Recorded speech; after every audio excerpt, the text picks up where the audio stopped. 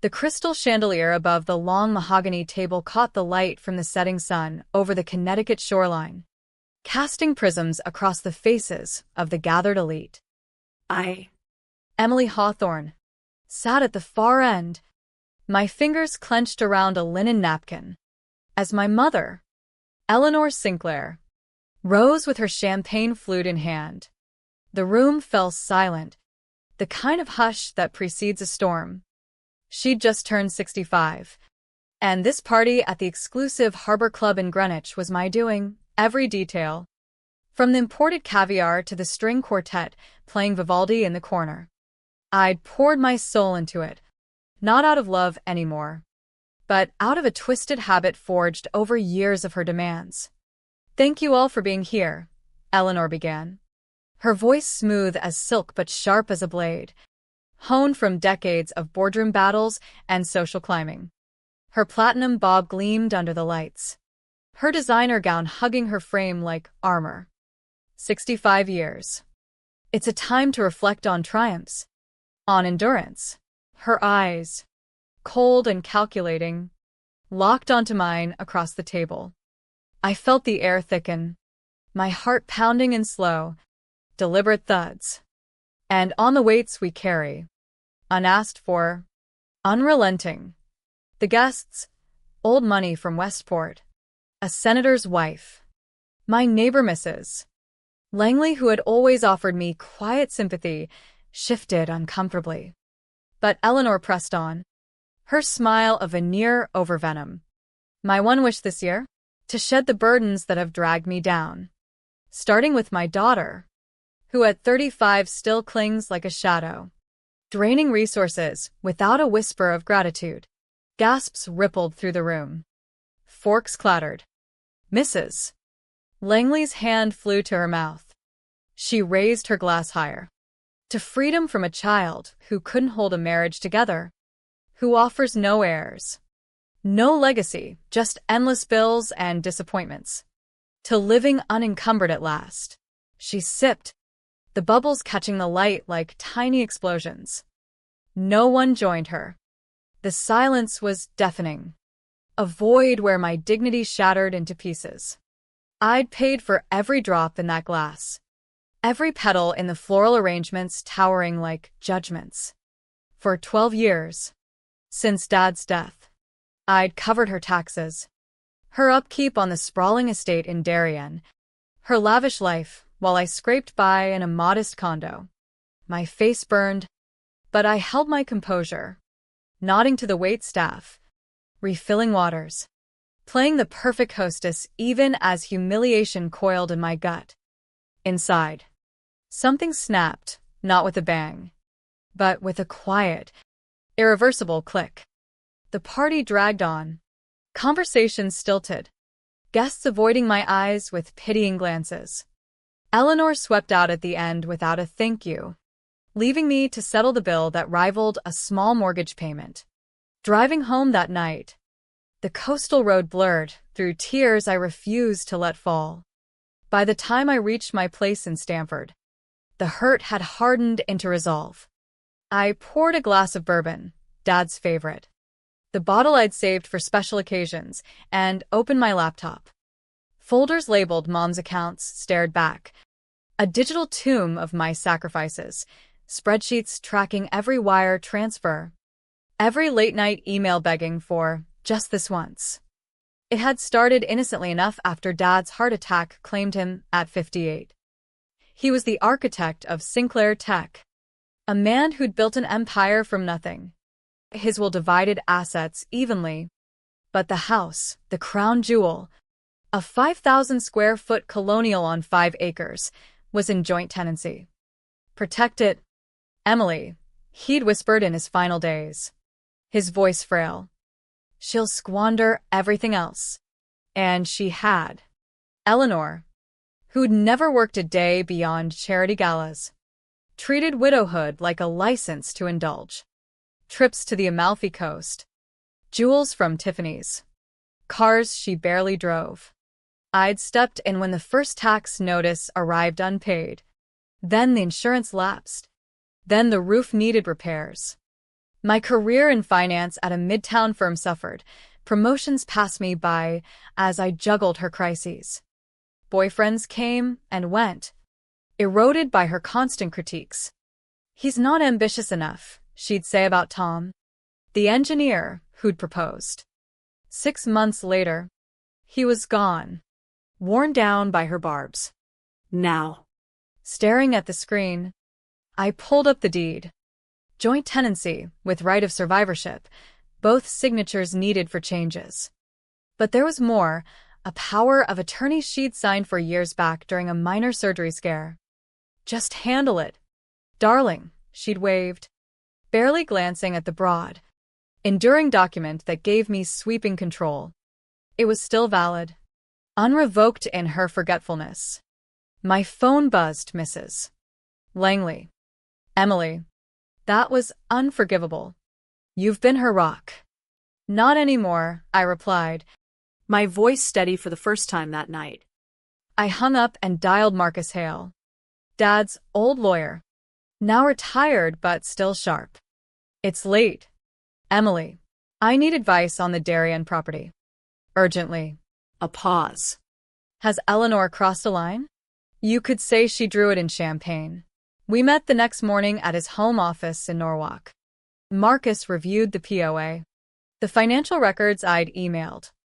This pattern, your sole contributions for over a decade, establishes de facto ownership. Combined with this document, he trailed off, eyes narrowing. Options exist. But tread carefully, she's your mother. I corrected softly. By afternoon, I'd consulted a real estate specialist, Karen Voss, in her sleek Fairfield office.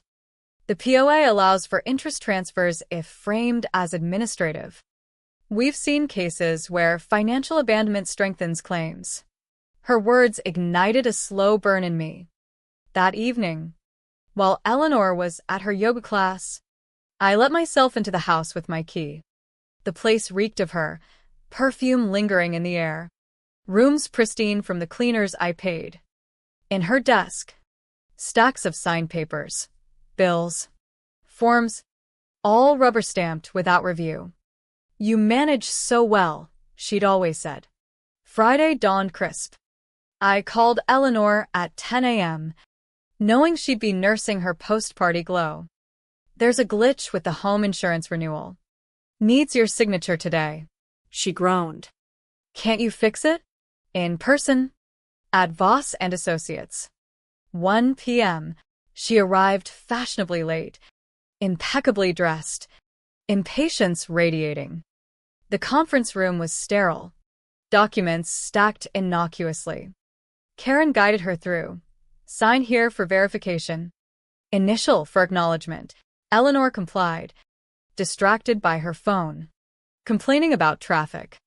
Buried in the pile, a quitclaim deed, a transfer form backdated via POA provisions.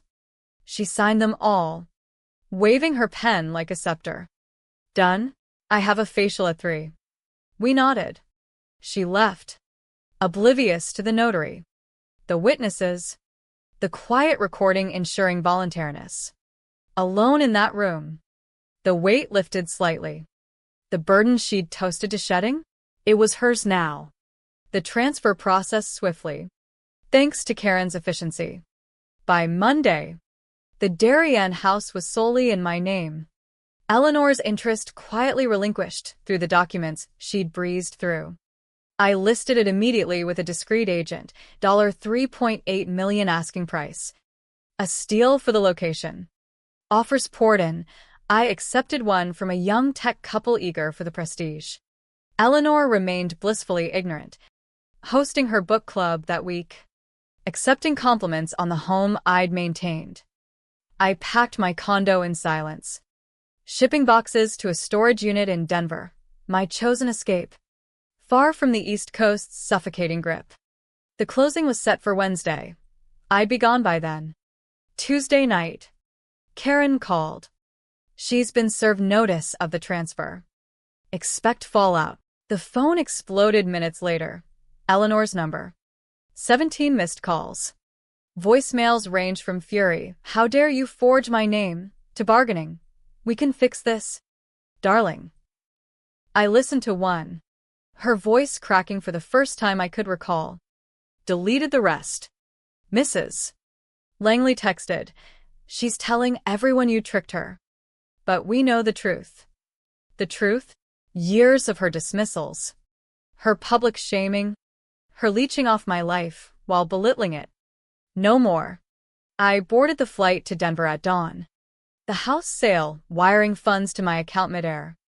$3.5 million after fees, enough for freedom. In my new Airbnb, overlooking the Rockies, I exhaled fully for the first time in years. No emergencies, no demands, just silence, broken only by the wind. Word of the sale spread like wildfire in Greenwich circles. Eleanor, evicted with 48 hours' notice, showed up at the house screaming at movers. Police arrived. Documents proved my ownership. She crashed with the senator's wife initially, but her entitlement wore thin. Whispers reached me via email from old acquaintances. "She's unraveling. Emily.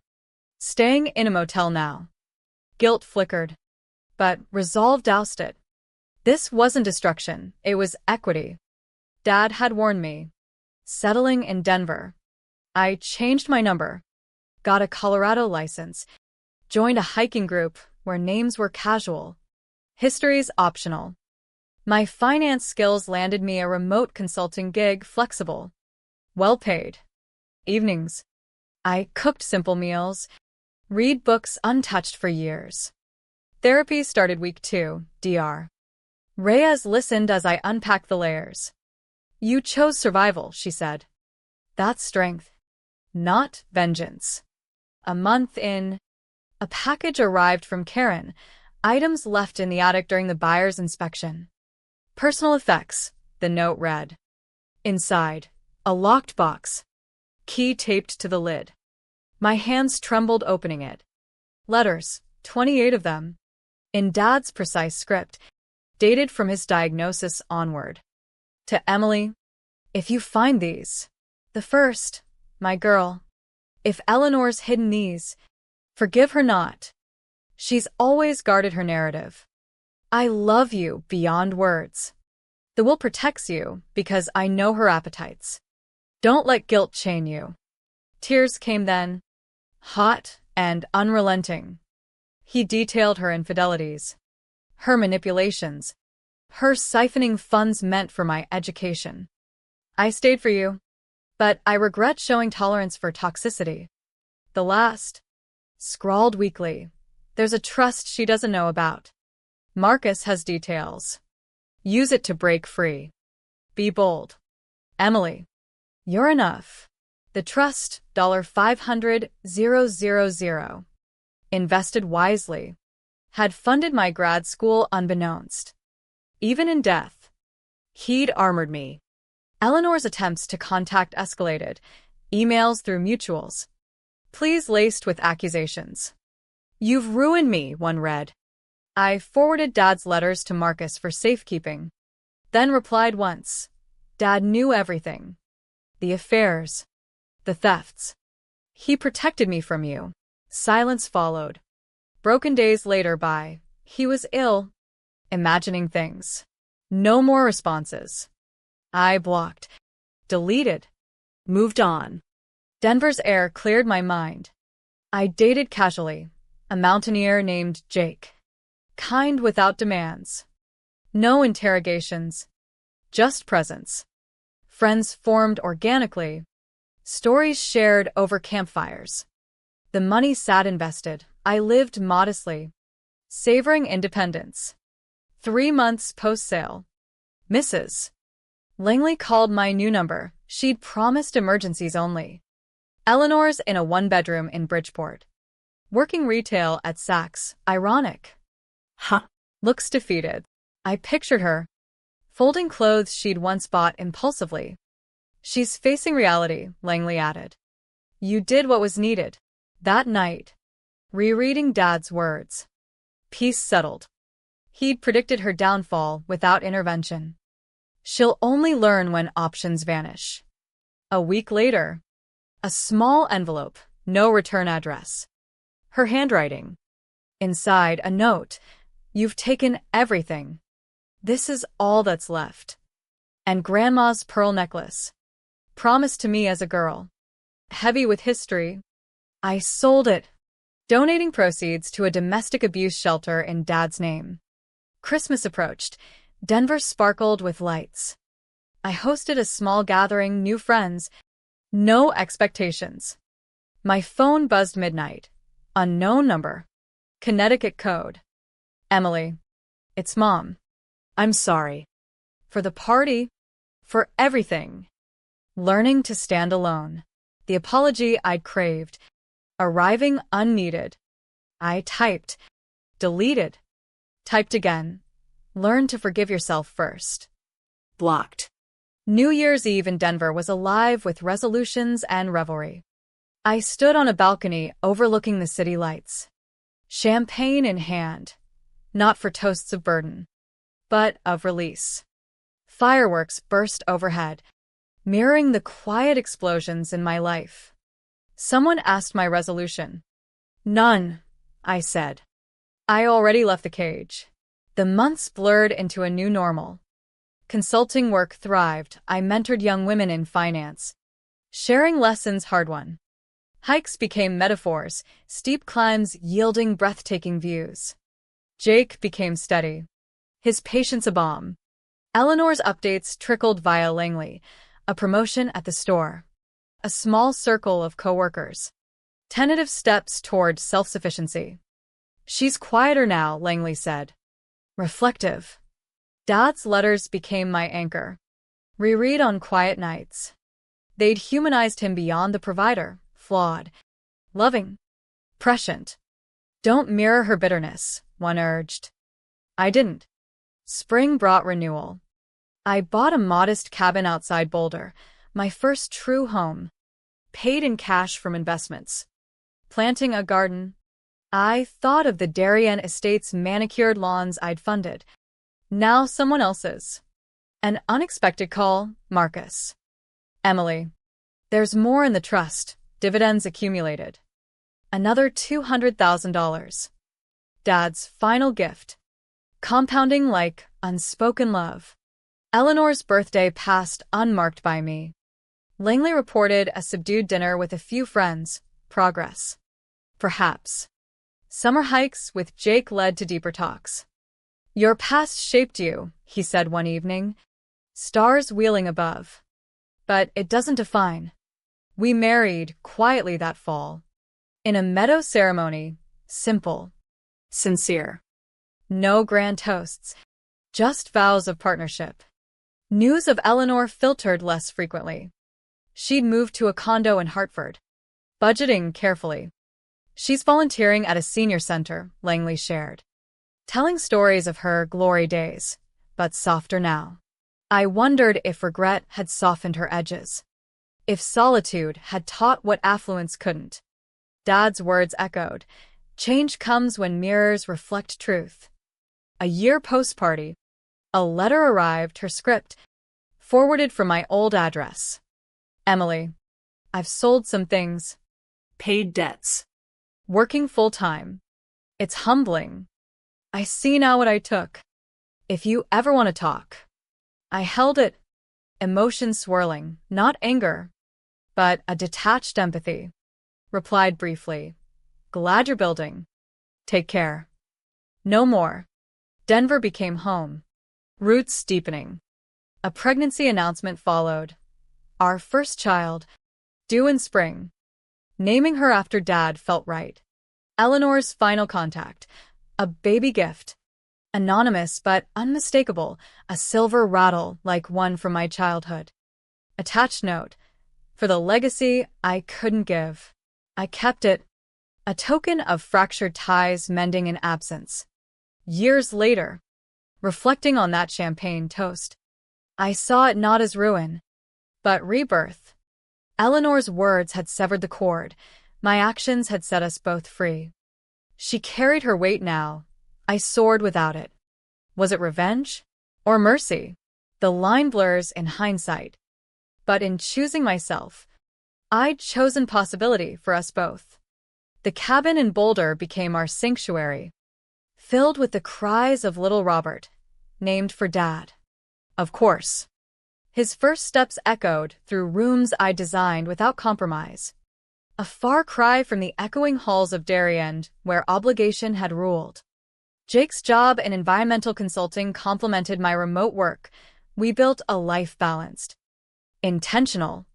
Eleanor's evolution continued in snippets. Langley, ever the bridge, mentioned her joining a book club, not the elite one, but a community group in Hartford. She's listening more, Langley said. Sharing vulnerabilities. I imagined her. Son designer armor. Connecting authentically for once. Dad's letters, now framed excerpts on my study wall, reminded me daily, freedom isn't taken, it's claimed. The trust funds grew. Funding Robbie's college someday, cycles breaking. A second child arrived, Lily. Spirited like her grandmother, but nurtured differently. Family holidays were ours. Hikes, home-cooked feasts. No performances. 2 years post-sale. Eleanor emailed.